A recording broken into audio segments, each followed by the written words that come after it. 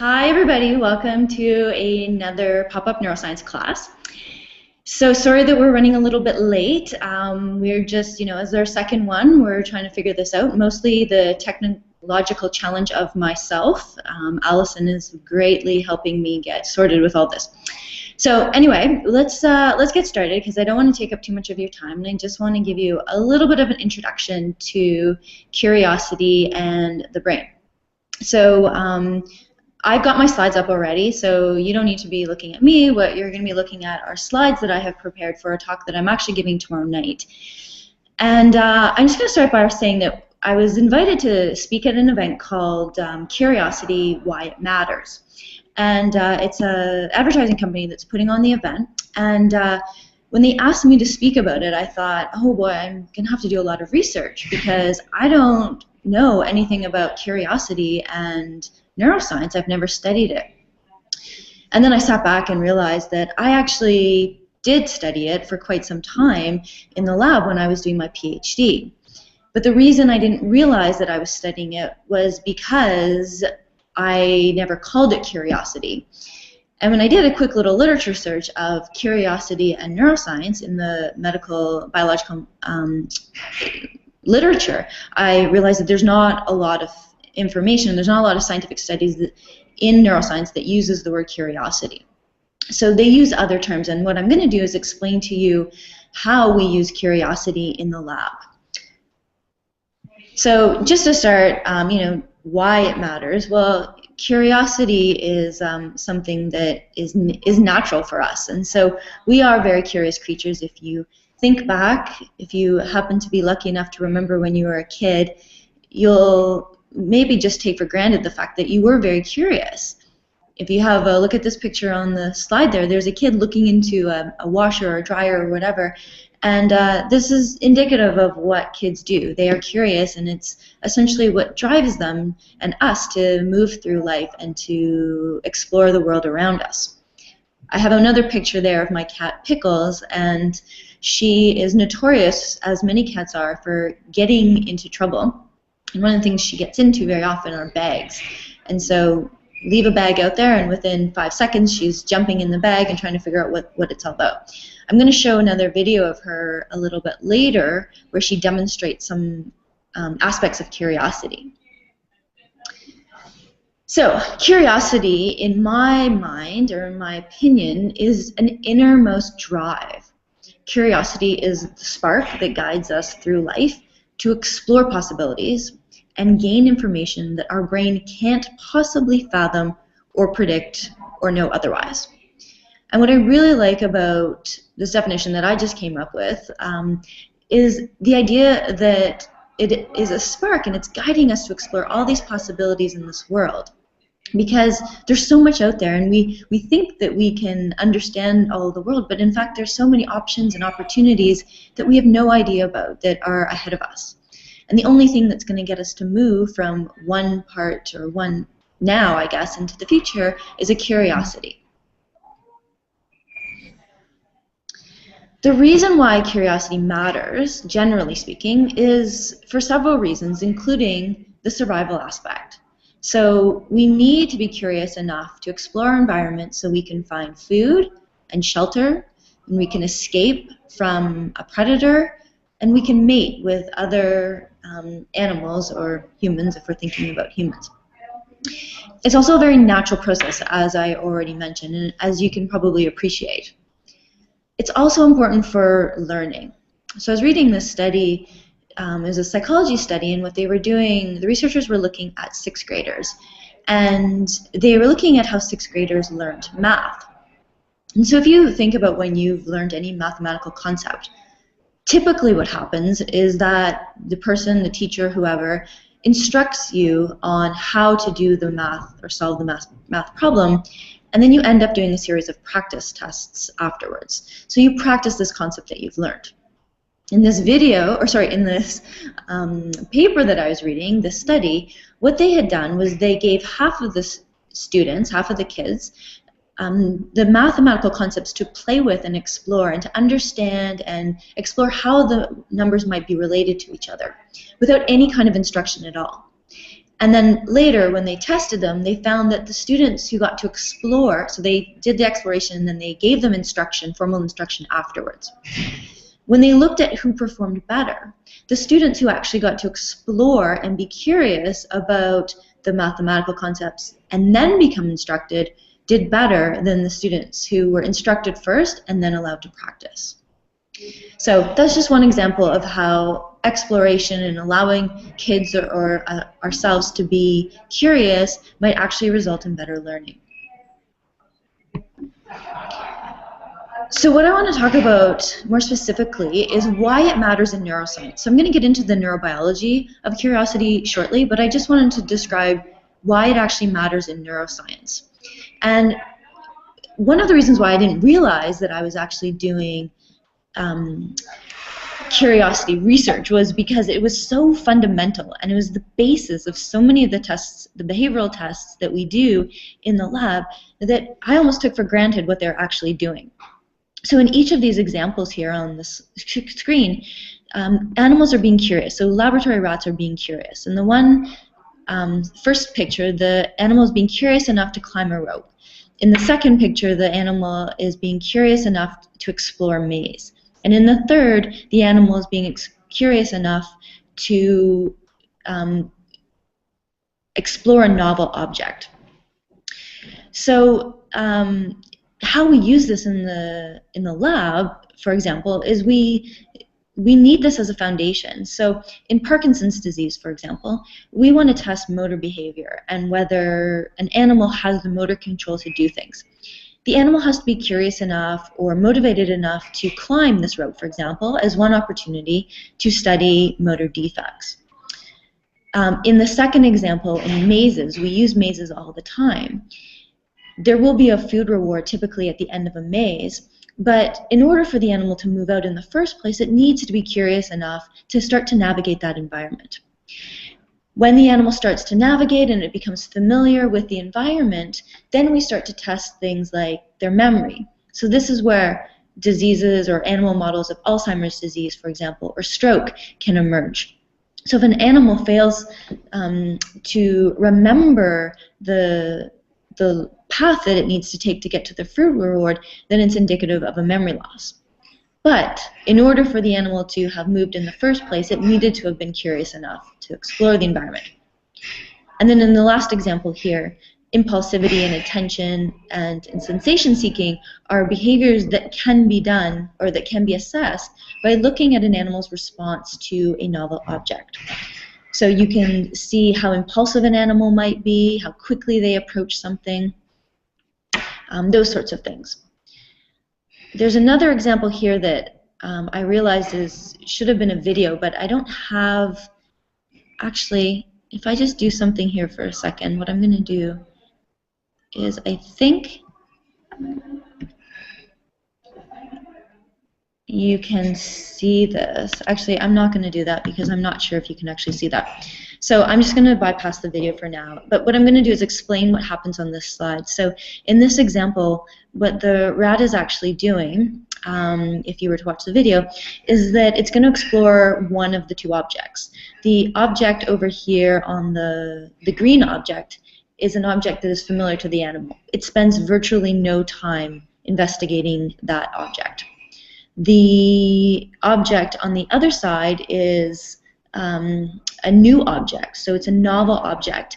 And what happens is that the rat will approach that object and start sniffing it and touching it and climbing on it and be very curious about what that object is. In this example, or in this paradigm, we could actually assess whether the animal is remembering which object is novel. And so then it becomes a test of memory. So because the green object is a novel object, sorry, an old object, it's no longer curious about it. It's already explored it. So it's going to move its attention over to the new object, which is the wooden sled. So these are two other tests that are used in the lab to assess fear and anxiety and stress. But they're also predicated on the assumption that the animal is going to be curious enough to explore. How we usually start a test like this is we would put the animal in the center of this maze. It's a plus maze, so there's 2 closed arms and 2 open arms. The animal would most likely and most often retreat into one of the closed arms. And then, as you can see in these images, they poke out and they start to look out to see what else is going on. So they've explored the inside of the closed arms long enough. And now what they're doing is they're looking out to see what's actually out there. Essentially what they're doing is they're exploring their environment, being curious about what's going on outside. So one of the ways that we test fear or anxiety or stress is to look at how long it takes for an animal to move out of that closed arm and into the open arm. A very fearful animal or a very anxious or stressed animal will not move out onto the open arm. If it's extremely fearful, it probably wouldn't even be poking out like these rats are. It would just stay hiding away at the end of the closed arm.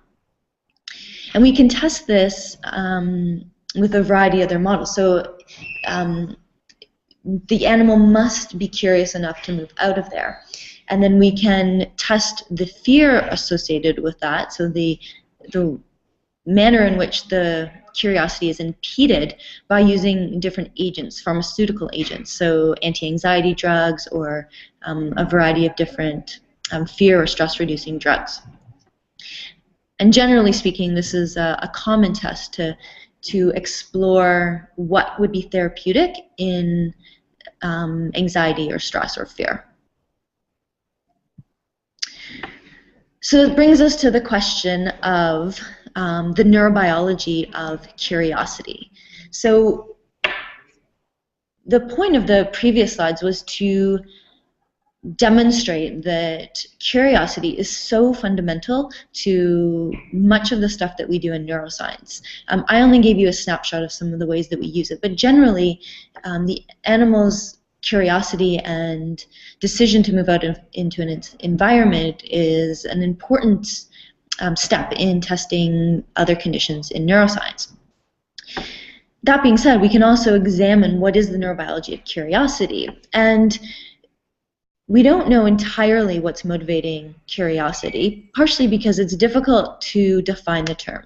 So I've been defining the term largely as exploration of environments or of novelty or whatever. But the term curiosity doesn't actually pop up a lot in the neuroscience literature. We do, however, have some reason to believe, some evidence to suggest that there is certain areas of the brain that are involved in motivating curiosity. One of those systems is the reward system, and you might be familiar with this system if you've heard of dopamine, a neurotransmitter, or if you've heard of a drug, cocaine or amphetamine. So each of those drugs, both of those drugs, rely on this reward system. And in both of those situations, what happens is amphetamine and cocaine increase the amount of dopamine, and that produces a rewarding experience. What we know is that exploration of novel environments also provides a rewarding stimulation to the animal. So this area of the brain here, called the nucleus accumbens, is one area where we see activation when animals are motivated to explore an area. So if they feel if it looks like they're getting some kind of reward from a novel environment. There's another area here. I'm not going to talk about all of these, but I'm going to talk about the hippocampus. And the hippocampus is an area that we have talked about before. We talked about it last time in the memory pop-up, and also in various courses that I've done. I often bring up hippocampus because it's one of my favorite structures, but it's also involved in memory. But in particular, it's involved in contextual memory. So creating a memory of how we exist in our space and the surroundings. So you can imagine then if we're exploring an environment, then the hippocampus might become activated. And indeed it is activated. The hippocampus seems to be involved in the process of familiarizing oneself with an environment. So moving from this is very novel, I don't know where I am, to this is something that I'm becoming more familiar with, feel more accustomed to and comfortable with. So processes in the hippocampus are involved in the exploration concept or piece of curiosity. Up here, this is the last one I want to talk about from this slide, and this is the frontal cortex. So the frontal cortex is an area of brain that you may have heard of before, maybe from me or someone else, and it's largely involved with the behaviors and the features of being human that we think of quite a lot. And that involves like planning, decision making, rationality, logic, all those sorts of things. But one of the other things that it's involved in is inhibition. So it's largely activated when it's trying to inhibit our behaviors or inhibit our thinking or anything like that. When we're talking about curiosity and the ability to explore, we need to have that area not overactive so that it's inhibiting us entirely and keeping us from exploring, but allowing us to be a little bit disinhibited, so that, or uninhibited, if you might say more colloquially, so that we could actually move out into space. So the idea of reducing some of the inhibition, which might be associated with some of the fear of a new environment, is important for considering curiosity and the neurobiology of it.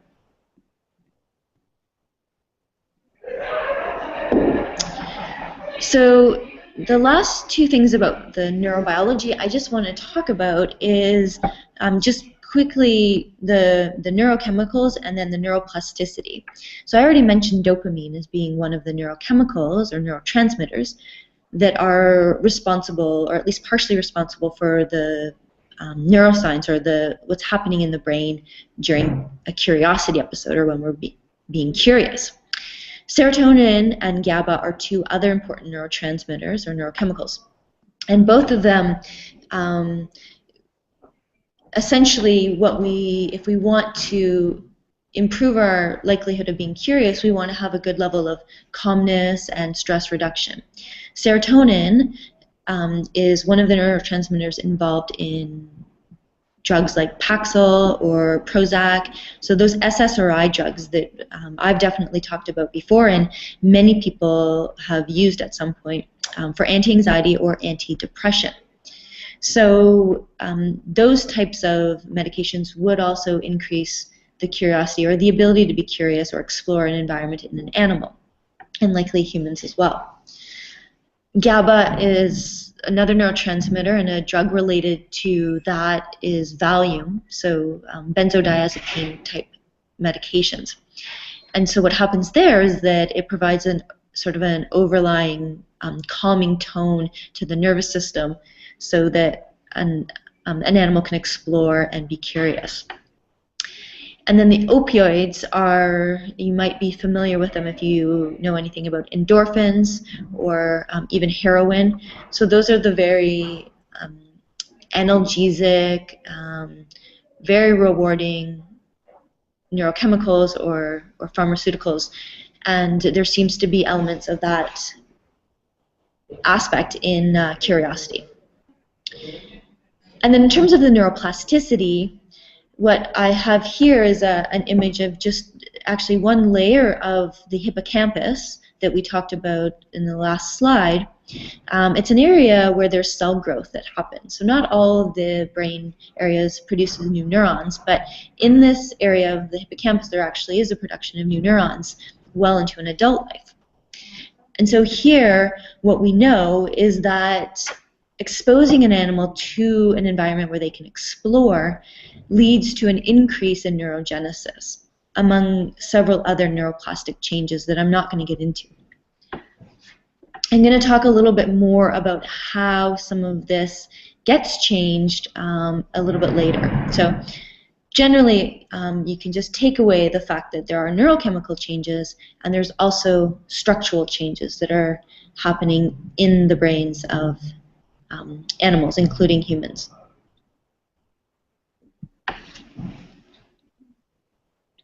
So if I were to summarize just a little bit, or sort of restate why curiosity matters in neuroscience, generally, when we think of the lack of curiosity, we see it being associated with, just as three examples, depression and anxiety, stress and elevated stress hormones, and generally poor physical and mental health. So not being curious is an indicator to neuroscientists that something's going wrong. The flip side of that is being too curious, and that seems to be associated, or has been associated, with some negative behaviors of its own, including self-destructive behavior, impulsivity, and addictions. So you can think about a teenager that you might know, or think back to when you were a teenager, where you may have been exhibiting too much curiosity in a way that actually could have been self-destructive. You can also imagine being very impulsive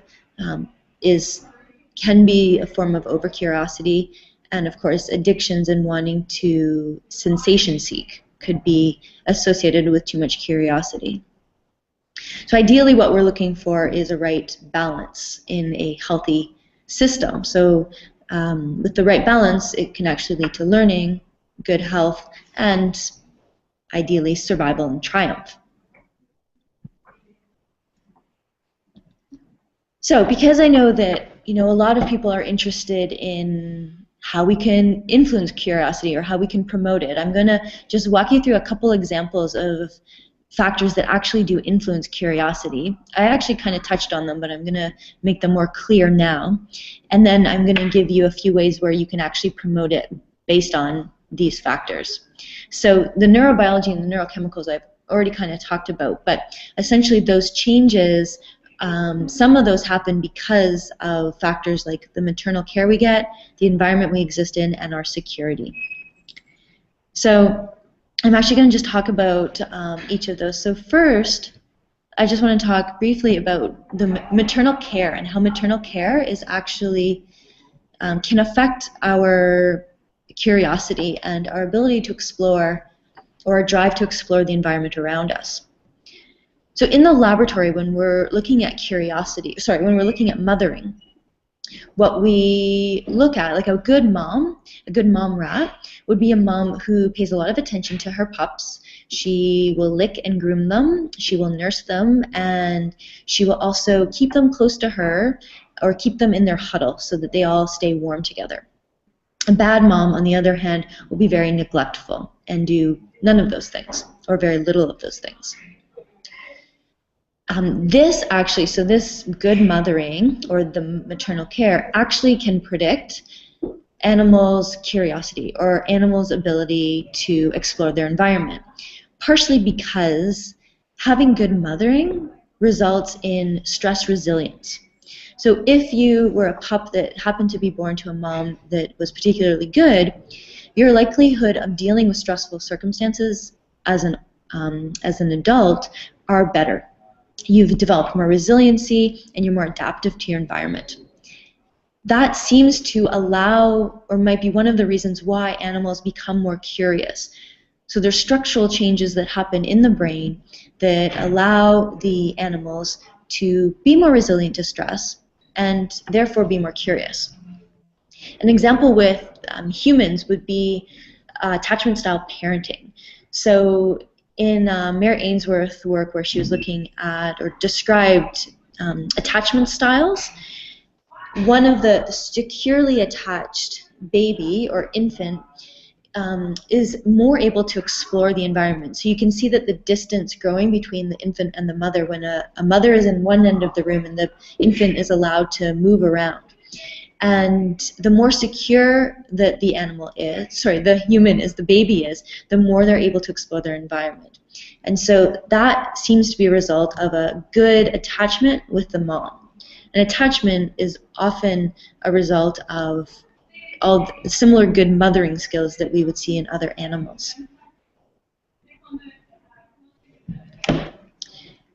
So here we have the environment as being another factor that influences curiosity.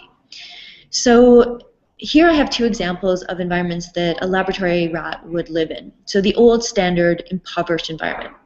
That cage is not used entirely now, but it used to be the standard several years ago. Now we'll have maybe two animals in there at one, but regardless, it's not that much different. And what you can see compared to the enriched and stimulating environment, where there's lots of opportunities to learn, it's a huge difference. So in the enriched and stimulating environment, there's ladders, there's tunnels, there's even a wheel so the animal can run. And this, raising an animal in this kind of environment actually causes a lot of changes, a lot of behavioral changes and a lot of neurological changes, many of which happen to occur within the hippocampus, among other areas of the brain. But one of the things that we do when we have an enriched and stimulating environment like this is we would actually change the environment fairly frequently, maybe once or twice a week, so that the animal is constantly having an opportunity to be curious about new objects. So if you remember back to when I talked about the enriched, the novel objects, we would introduce a new object into the environment, and a curious animal would explore that object and investigate it significantly more than the old objects. So we're promoting opportunities to be curious when we have a very dynamic and engaging environment. So this is, oh, sorry, I lost that for you. Pickles, and I'm just going to see if I can pull up the video, because it's actually a video that I want to show you because it shows something. So if you want to just give me a second here. That's the wrong curiosity. And I think you'll be able to see it this way. If you just give me a moment.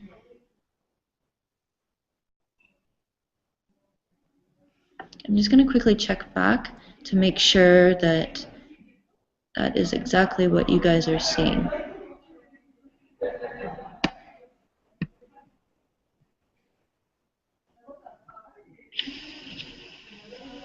Okay, I just want to,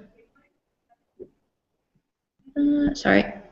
Okay, I'm going to keep going, and if this is not, if you're not seeing this, then Allison, just text me, but hopefully you're seeing this.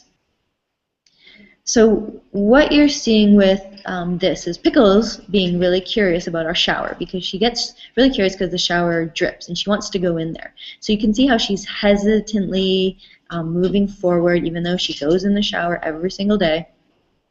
And then she looks up and she's displaying a significant amount of curiosity. She's about to look up. And she's going to sit there and wait. Okay. I just got word there's no video, so I'm going to abandon that and come back to what I was doing. And I think that the screen share, is this screen share back up here?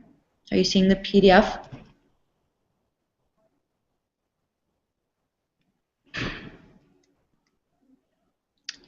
Okay, you should be seeing a picture of Pickles with the word security and safety underneath. So I'm going to continue on assuming you are and wait for word if you're not.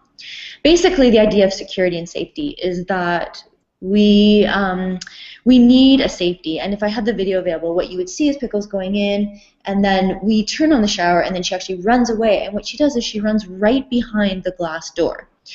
And it's a perfect example of how we need to be, as we're allowing ourselves to be curious, we need to have that sort of safety.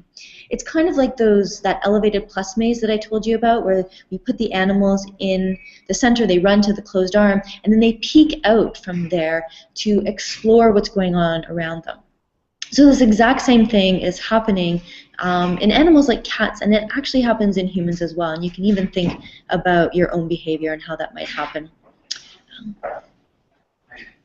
I have this booked. Sorry, someone just entered.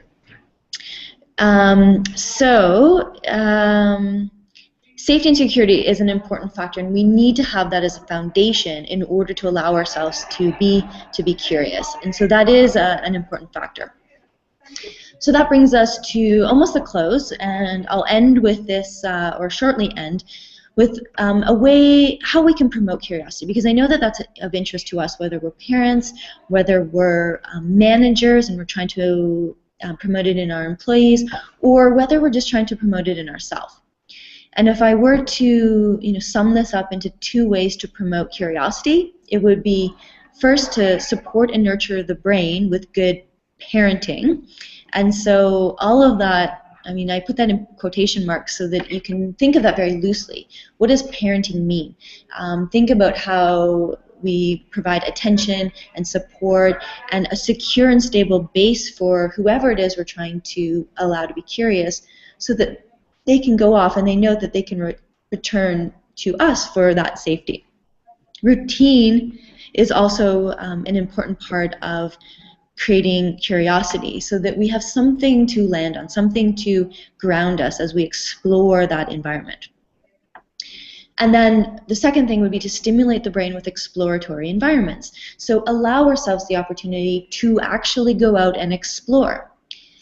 This will be best done if we do it under conditions with low fear, low anxiety, low stress. But nonetheless, allowing ourselves to explore those environments. And when we combine those 2 or 3 elements right there, then we probably have a pretty good recipe for curiosity.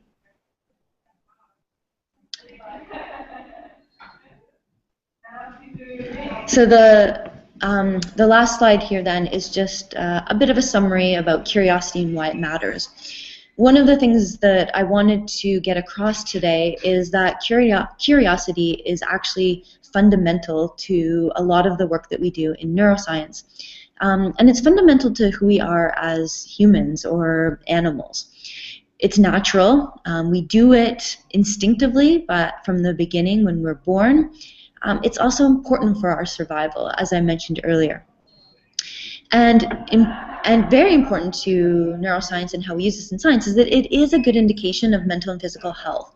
And you can consider that in a lot of different ways. That, if we're not exhibiting a lot of curiosity, or if we're afraid to exhibit curiosity or afraid to explore, then perhaps there's something that we need to change in our environment to allow us to do that.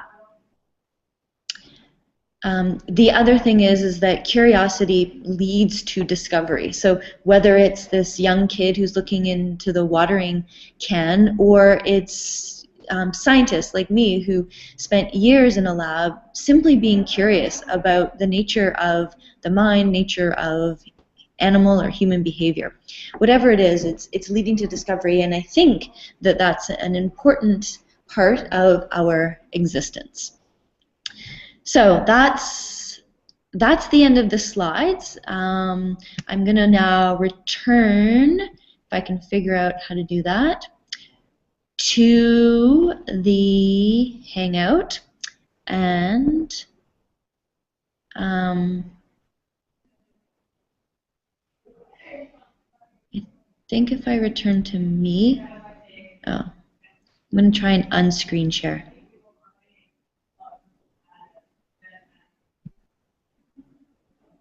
Uh-oh. There we go. I think I'm back.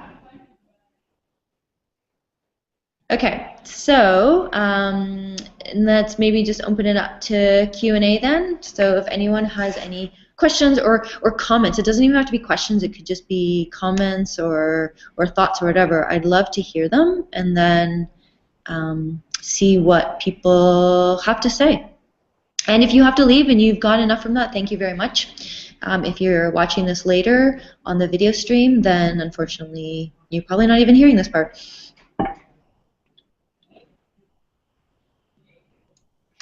So it looks like we didn't have any questions. Looks like you must have presented it in a nice, neat little bow. It was a really great presentation. Thank you so much, Mandy. A lot of really great information there. Great. Well, thank you for watching, and hopefully it's inspired a little bit of curiosity in whoever is watching this and taking this onward. Thank you.